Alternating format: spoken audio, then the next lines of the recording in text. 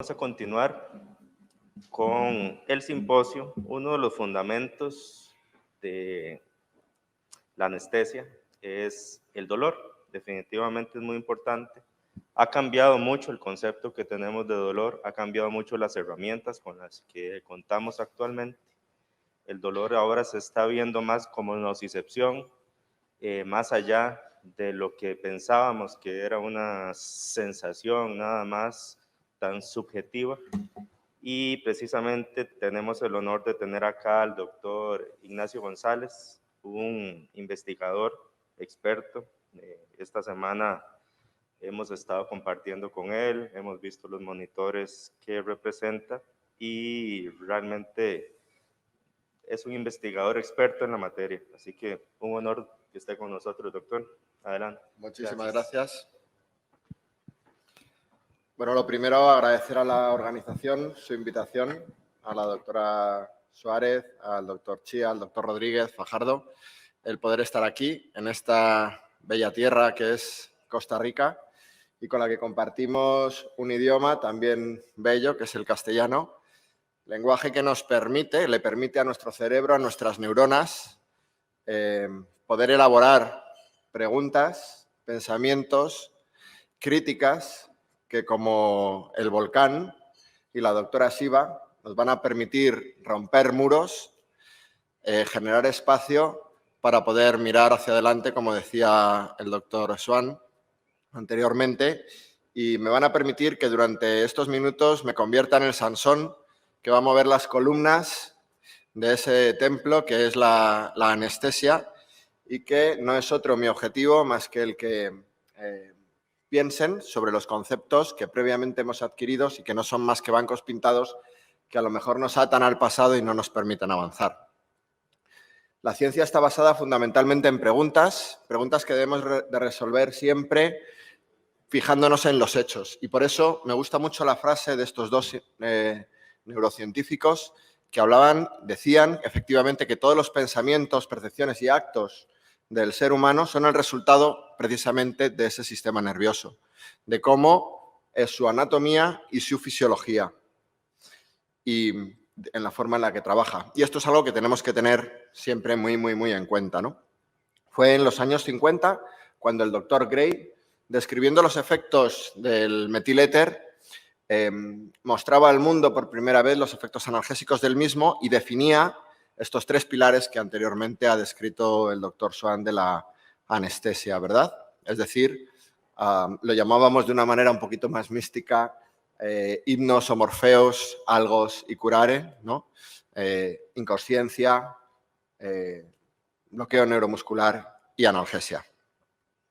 Y que hemos visto muchas veces descrita esta triada, la triada de la anestesia, como un equilibrio entre esta hipnosis y esta analgesia, esta hipnosis necesaria para evitar el sufrimiento de los pacientes sobre el despertar intraoperatorio. Administramos una serie de fármacos hipnóticos que vamos a intentar controlar mediante la electroencefalografía, que no es más que la expresión de la actividad metabólica. Y ayer discutíamos con la doctora Naranjo y con el doctor Aragón sobre funcionalidad y actividad del mismo. La corteza cerebral nos va a permitir monitorizar todos estos efectos e intentar tener el control del metabolismo de este órgano importante y fundamental. Al mismo tiempo, debemos de evitar lo que denominamos dolor en el acto quirúrgico, nocicepción, quizás para ser más exactos, con la administración de lo que a mí me enseñaron en su día que eran los analgésicos mayores y los denominábamos opiáceos, como el fentanilo. Y para ello utilizamos habitualmente signos indirectos como son pilorección, reacción pupilar, frecuencia cardíaca, presión arterial, etc. Y aquí viene la pregunta. ¿Realmente existe el dolor durante la anestesia? Si preguntara en la sala, no sé, podrían levantar la mano muy probablemente la mayoría de ustedes diciendo que evidentemente el dolor existe, pero vayamos a la definición de dolor. Es una definición no actualizada hoy porque el dolor es un concepto paraguas que engloba muchísimos otros factores, pero ya se definió en el 79 como una experiencia sensorial y emocional desagradable asociada a un daño o un posible daño tisular. No es necesario un daño tisular y estamos introduciendo en él un concepto realmente interesante como es el de la percepción emocional. Por lo tanto, si yo tengo un paciente inconsciente, obviamente no existe el dolor durante la anestesia. Y en ese caso, si no existe el dolor, el algos, ¿por qué los anestesiólogos utilizan fármacos analgésicos? Pues hace ya un tiempo salió publicado en la revista New England un artículo realmente interesante sobre la anestesia en neonatos. Lo que hicieron estos señores anestesiólogos fue en cirugía cardíaca de neonatología realizar 2 grupos de pacientes en los cuales a unos les iban a administrar una anestesia convencional de aquella época con alotano y en el otro grupo iban a administrar altas dosis de fármacos opiáceos. Y midieron lo que era la respuesta al estrés en esos pacientes. Midieron concentraciones de cortisol, de norepinefrina, etcétera, y pudieron ver que en el grupo de altas dosis de opiáceo se controlaban mucho mejor esas liberaciones de sustancias catecolinérgicas que indicaban un estrés fisiológico importante frente al grupo de anestesia convencional con alotano. Si esto hubiera sido el único resultado, pues podríamos decir, bueno, ¿y qué? ¿No? ¿Y qué?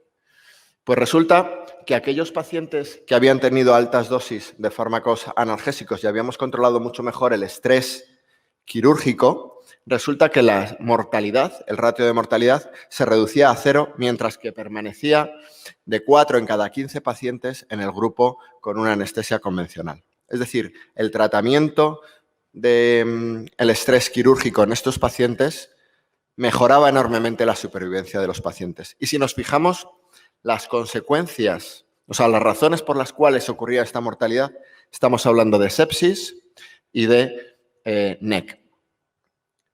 2 patologías muy directamente asociadas a lo que es el sistema inmunitario y a las reacciones de estrés. Más tarde, el doctor Moore, en Shock, describió cómo los factores estresantes actuaban sobre un sistema realmente interesante e importante, que es el sistema nervioso autónomo y al que hizo mención la doctora Naranjo anteriormente. Un factor estresante y de cualquier tipo, no necesariamente el bisturí del cirujano, va a provocar una reacción del sistema nervioso autónomo aumentando la actividad del simpático y al mismo tiempo una liberación de catecolaminas que va a provocar un aumento de la actividad del sistema inmunitario con liberación de citoquinas, activación de células blancas, etcétera.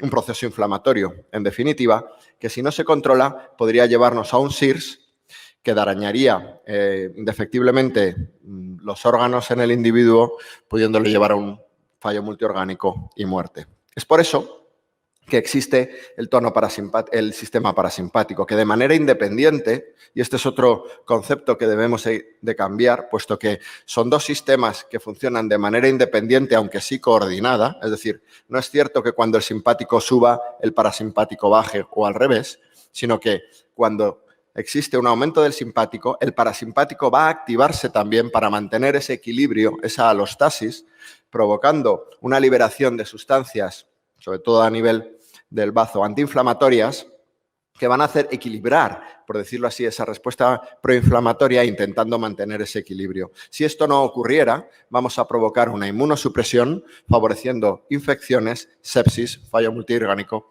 y muerte también. Y este es el equilibrio en el que nos mantenemos todos en el día a día. Necesitamos cierto nivel de inflamación para estar protegidos, ni mucho ni poco, como ya decían los griegos, ¿no? En el mesotes está la virtud.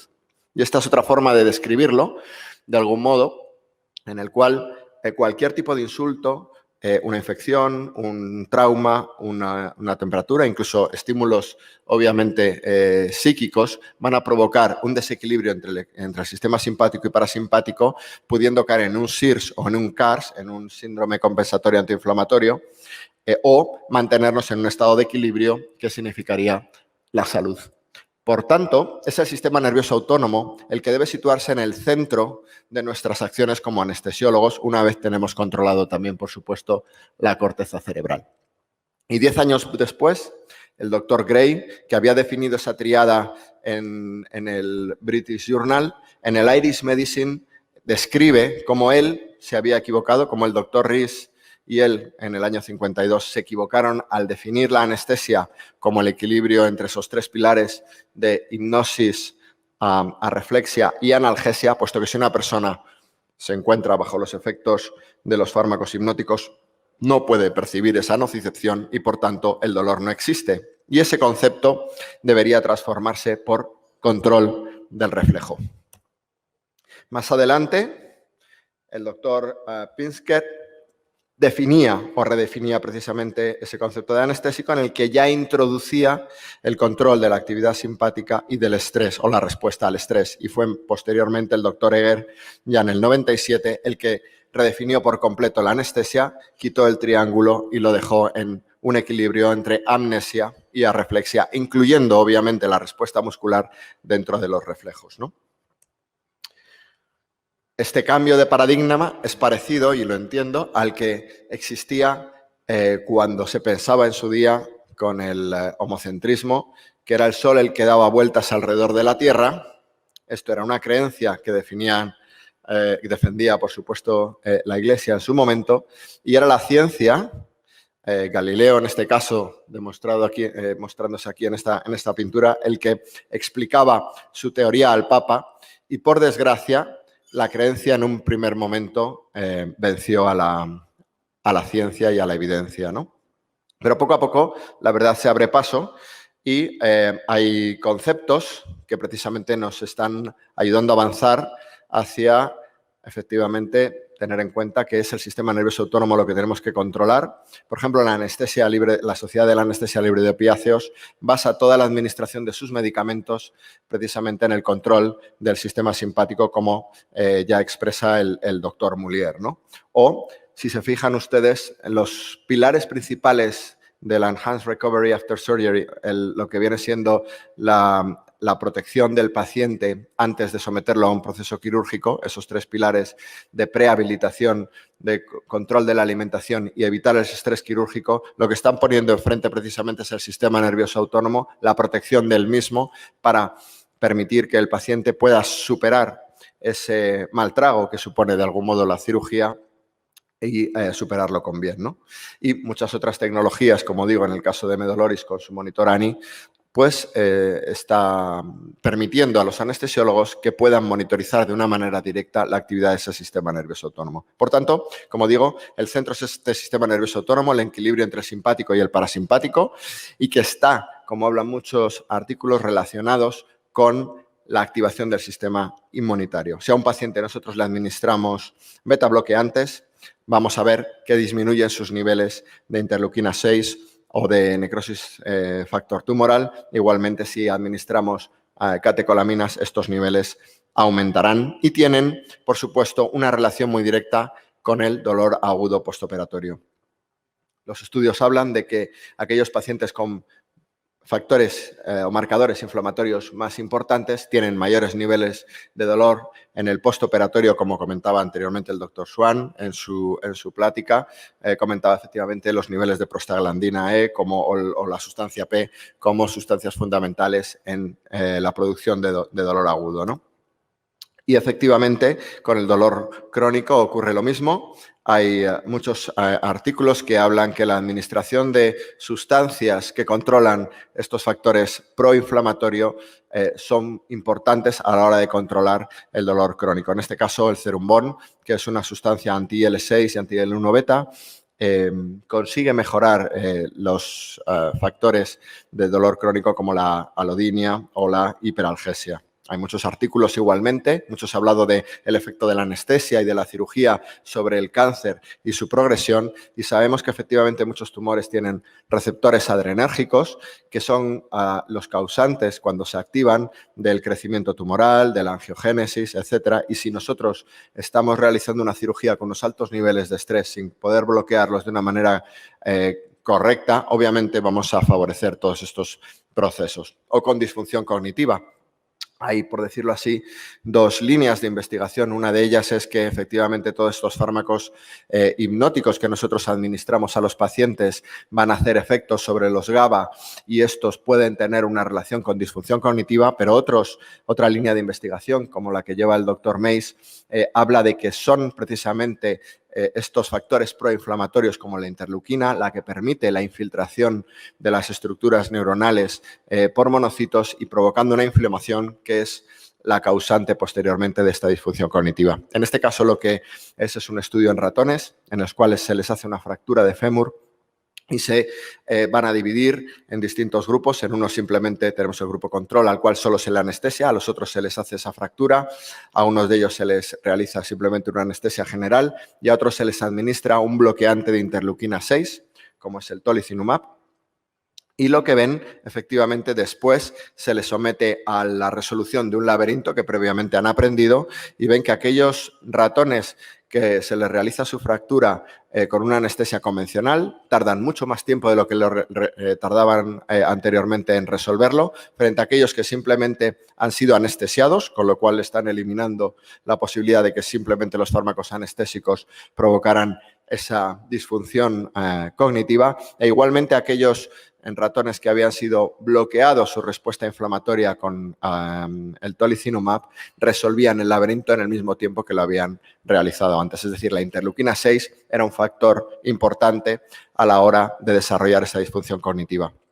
Un segundo estudio, una segunda experiencia, la realizaron con ratones en los cuales ahora ya simplemente inyectaban esa interleuquina 6 y administraban clodrolip, que es un deplector de monocitos de la médula, y vieron como aquellos ratones en los cuales se les había depleccionado los monocitos podían seguir resolviendo el laberinto en el mismo tiempo que aquellos ratones que tenían esa inyección de interleuquina 6 y no se les había administrado clodrolip. Luego es la interleuquina 6 como quimiotáctico positivo de las células blancas que producen esa inflamación de estructuras cerebrales que posteriormente esa inflamación provoca ese retraso cognitivo.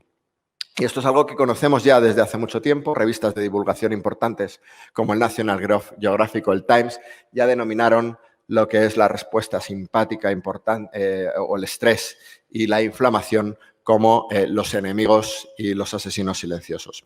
Y efectivamente hay publicaciones que relacionan los niveles de interleuquina 6 o de inflamación con mayores niveles de mortalidad. En este estudio se realiza en cirugías de cadera, pacientes añosos, en los cuales se midieron esos niveles de inflamación y vieron que aquellos con niveles proinflamatorios más altos a posteriori de la cirugía tenían un mayor ratio de morbimortalidad que aquellos que mantenían un nivel antiinflamatorio más bajo.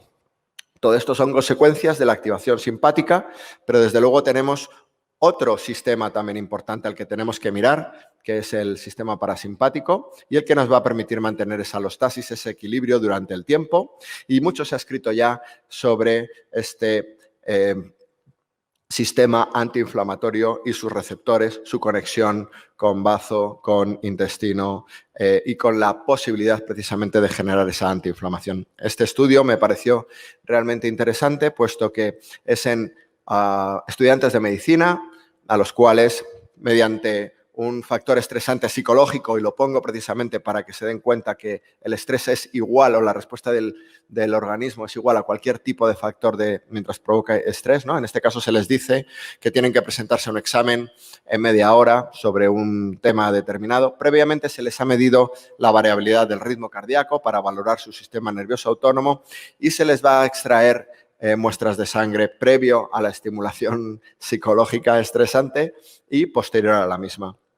Y se dan cuenta que aquellos estudiantes que tenían un mejor tono de ese sistema nervioso autónomo, con una mayor variabilidad del ritmo cardíaco, secretan menos factores inflamatorios que aquellos que tenían una peor actividad de su sistema nervioso autónomo. Luego el sistema nervioso autónomo es desde luego un sistema protector para este tipo de factores estresantes. Y es por ello que se están introduciendo cada vez más en el mercado y ahora con toda la pandemia, el COVID, toda esta crisis que tienen los pacientes de tormenta citoquímica, etcétera, instrumentos de estimulación eléctrica vagal, que el doctor Fajardo sé que tiene experiencia en ello también para dolor crónico, como es el caso, en este caso en ratas, en las cuales se ve que efectivamente la estimulación eléctrica vagal permite mejorar la supervivencia de aquellas ratas sometidos a un shock. También, obviamente, ligarlo con lo que es la anestesia y comentarles que efectivamente ustedes todos los días trabajan con ese sistema nervioso autónomo y cuando deciden realizar un protocolo u otro, lo que están haciendo es decidir qué nivel de bloqueo voy a conseguir sobre ese sistema nervioso autónomo y esa liberación de inflamación en mis pacientes.